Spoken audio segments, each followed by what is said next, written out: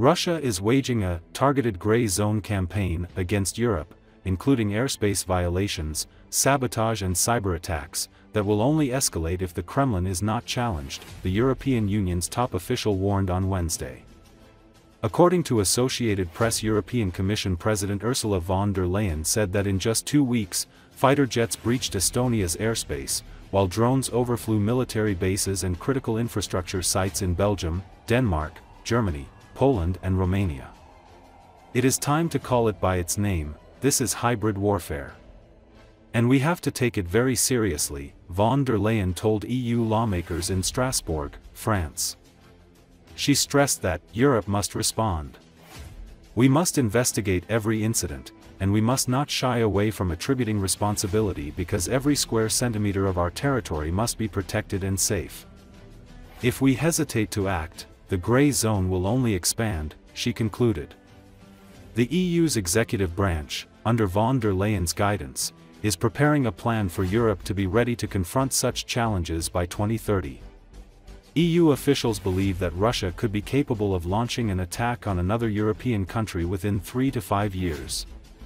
The plan includes the development of a drone wall of high-tech systems linked to anti-drone equipment that can detect, track and destroy drones, as well as to strike their operating systems or pilots on the ground. In 2 weeks, von der Leyen will submit a roadmap for bolstering Europe's defensives by the end of the decade to the 27 nation bloc's heads of state and government for their approval. Von der Leyen said that it's simply not affordable for European countries to continue to scramble the latest generation fighter jets to counter relatively cheap drones, as happened when several of them entered Polish airspace a month ago. The Commission believes that the best way to encourage European countries to invest more in defense is to ensure that it creates jobs and is good for business in Europe. It insists that at least 65% of any project funded with EU money should be based in the continent. At a summit in Copenhagen last week, the position of some EU leaders toward the drone incidents, acts of sabotage, cyberattacks and sanction busting appeared to have hardened. Denmark has not directly attributed a series over drone flights over the country in recent weeks to Russia.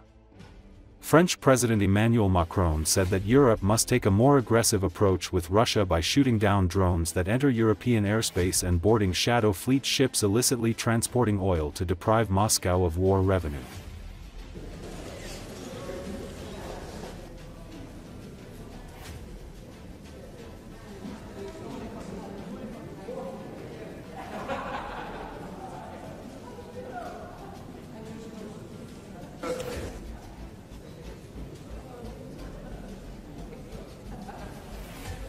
Groups as well will be called to speak and will be reminded of their allotment. One incident may be a mistake, 2 incidents a coincidence, but 3, 5, 10. This is a deliberate and targeted grey zone campaign against Europe, and Europe must respond.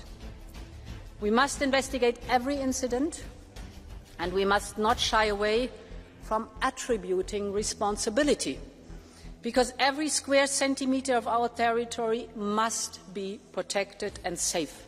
Member States counter drone incursions. This is solidarity. This is not random harassment.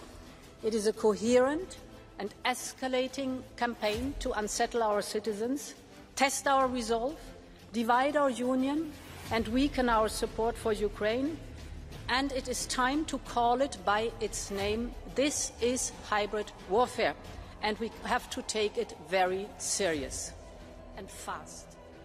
We have seen this lead nation model deliver before. We must not only react, we must deter, because if we hesitate to act, the grey zone will only expand. The founding mission of the European Union is to preserve peace. And today that means having the capacity to deter aggression and provocation. And Europe must urgently equip itself with a strategic capacity to respond, one that is ready to address the changing nature of warfare. All it is made in Europe. My third point, the choice before us is very simple. We either can shy away and watch Russian threats escalate, or we meet them with unity, deterrence, and resolve. We will choose. Thank you very much, and long live Europe.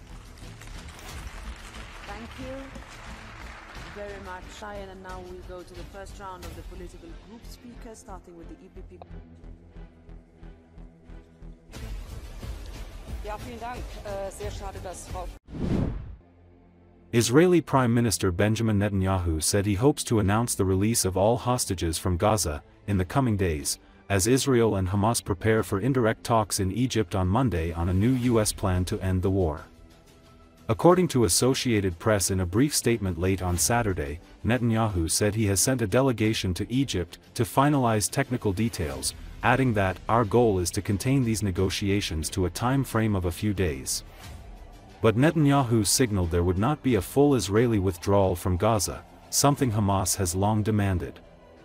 He said Israel's military will continue to hold territories it controls in Gaza, and that Hamas will be disarmed in the plan's second phase, diplomatically or through a military path by us. The Prime Minister spoke after Hamas said it has accepted some elements of the U.S. plan. President Donald Trump welcomed the militant group's statement but on Saturday warned that Hamas must move quickly or else all bets will be off.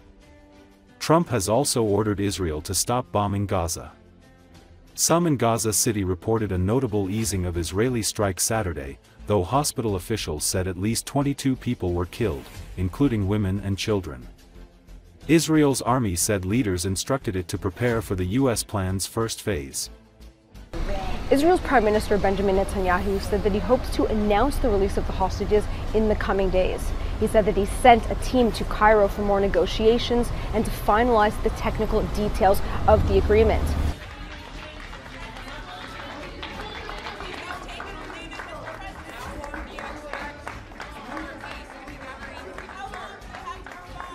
Now, all of this comes after Hamas has said that it agrees to part of President Donald Trump's plan. However, it said that there are still parts of the plan that need to be negotiated.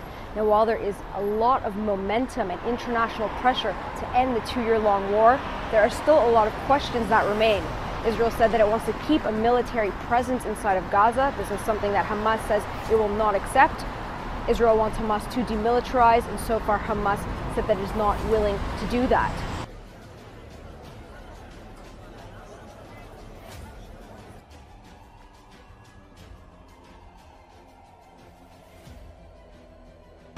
Meanwhile, there is cautious optimism here in Israel. Families of the hostages say that this is the closest they feel that they've been in months. Still, they say they're not going to believe it until they see it. Deals have been derailed before. They say that they are putting all of their faith in President Trump to see this through. Palestinians in Gaza say that they are not going to believe that this is happening until the bombing stops and until the war is actually over.